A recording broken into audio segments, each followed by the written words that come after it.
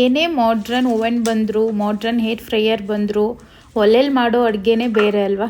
ಅದ್ರ ಟೇಸ್ಟೇ ಬೇರೆ, ಅದ್ರ ಮಜನೇ ಬೇರೆ. ಹಲೋ ಎವ್ರಿವನ್, ಹೊಸ ದಿನ ಹೊಸ ವೈಬ್. ಇವತ್ತು ನಾನು ಈವ್ನಿಂಗಿಂದ ವ್ಲಾಗ್ ಸ್ಟಾರ್ಟ್ ಮಾಡ್ತಾ ಇದ್ದೀನಿ. ಲೋಹಿತ್ ಅಣ್ಣವ್ರ ಮನೆಗೆ ಹೋಗ್ತಾ ಇದ್ವಿ. ಅಣ್ಣ ಏನು ಹೇಳ್ತಾರೆ ಕೇಳಿಸ್ಕೊಳ್ಳಿ.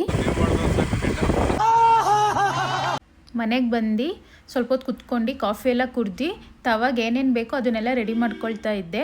ನನಗೂ ಅಪ್ಪಗೂ ಇಬ್ಬರೂ ಕೂಡ ಒಲೆಯಲ್ಲಿ ಮಾಡಿದ ತವ ಅಂದರೆ ತುಂಬ ಇಷ್ಟ ಆಗುತ್ತೆ. ಅದ್ರ ಮಜನೇ ಬೇರೆ, ಅದ್ರ ಟೇಸ್ಟೇ ಬೇರೆ. ಈಗಂತಲ್ಲ, ಯಾವಾಗಲೂ ಕೂಡ ಏನಾದರೂ ತವ ತಿನ್ನಬೇಕು ಅನಿಸಿದ್ರೆ ಒಲೆಯಲ್ಲಿ ಮಾಡಿದ್ದು ಅಣ್ಣವ್ರ ಮನೆಗೆ ಬರ್ತೀವಿ. ಅಣ್ಣವ್ರ ಮನೆಗೆ ಬಂದು ತಿನ್ಕೊಂಡು ಹೋಗ್ತೀವಿ. ಅಷ್ಟು ಚೆನ್ನಾಗಿರುತ್ತೆ ಒಲೆಯಲ್ಲಿ ಮಾಡಿದ್ದು. ನೀವು ಒಂದ್ಸಲ ಟ್ರೈ ಮಾಡಿ. ನಿಮ್ಗೆ ಯಾವುದಾದ್ರೂ ರೆಸಿಪೀಸ್ ಬೇಕು ಅಂದರೆ ಕಮೆಂಟ್ ಮಾಡಿ.